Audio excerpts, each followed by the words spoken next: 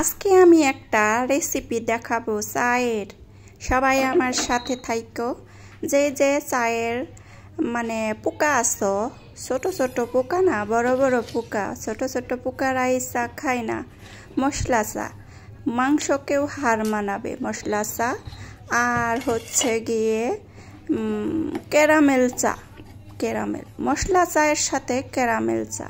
সব ধরনেরই চায়ের মধ্যে মশলা দেওয়া যায়, কিন্তু রসুন দেওয়া যায় না, পেঁয়াজ দেওয়া যায় না, হলুদ মরিচ দেওয়া যায় না, তারপরে আরও কি জানি দেওয়া যায় না, পাঁচফোড়ন দেওয়া যায় না, কি জানি দেওয়া যায় না। তাহলে কিভাবে এটা মাংসের মতো, মাংসের স্বাদকেও হার মানাবে? এই তো দেখো আমার চিনিটা ক্যারামেল হয়ে গেছে। এখন আমি দিয়ে দিব চা। চাটা আর একটু ভাজা হয়ে গেলে, কেউ যেন মনে করো না এটা আমি বোকা দেওয়ার জন্য, বোকা বানানোর জন্য বলতেছি। এইভাবে চা একবার খেয়ে দেখো, অসাধারণ লাগে। যারা না খায় চা তারাও আরেক কাপ চাইবে এইভাবে চা তৈরি করলে। আমি এখন এই যে চা পাতিটা ভাজা হয়ে গেছে ক্যারামেলের সাথে, তারপরে দিয়ে দিলাম পানি, পরিমাণ মতো পানি দিয়ে দিলাম। এখন দেখো কত সুন্দর করে নাড়া দিয়ে দিতেছি। এখন চাটা হবে, তারপরে এখানে দিয়ে দিব লং, এলাচ, একটু আদা দিয়ে দিব।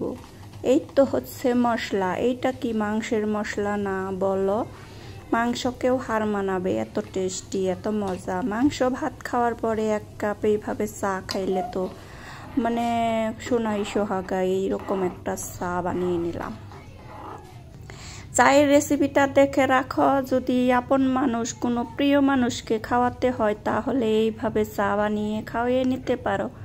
অনেকটা টেস্টি, অনেকটা মজা, অনেকটা ভালো লাগে। চা খাইলে মন চায় যে কিছু একটা তো খাইলাম, আর কি কোথায় যাবা। এখন হচ্ছে আমি এখানে দুধ আর চিনি নিয়ে দিছি ঘুরটা, ঘুরতে ঘুরতে এখন ভালো করে ঘুটে তারপরে রান্না করব। চা রান্না করার পরে ঢেলে দিব। এই তো দেখো, এই তো এরকম হবে। যখন চামচ দিয়ে উঠিয়ে একটু নাড়া দিবা, তখন দেখবা যে এইভাবে পড়তেছে। চা হয়ে গেছে আমার রেডি। আজকের চা এই পর্যন্তই। চা দেখলেই তো মন চায় যে এক কাপ খাই। আমার তো বয়স দেওয়ার সাথে সাথে মনটাও চাইছিল যে আর এক কাপ চা যদি এইভাবে কেউ বানাইয়া দিত রে বাপু, আমি আর এক কাপ খাইতাম, আর এক কাপও বাড়তি চাইতাম না। এইভাবেই আমি খাইয়ে নিতাম। এখন দেখো সবার জন্য আমি ঢাইলা নিলাম। এইটা হচ্ছে আগের দিনের চা বানানো। চাটার রেসিপি কেমন হইলো জানিও কমেন্টের মাধ্যমে। আজকে এই পর্যন্তই। আসসালামু আলাইকুম।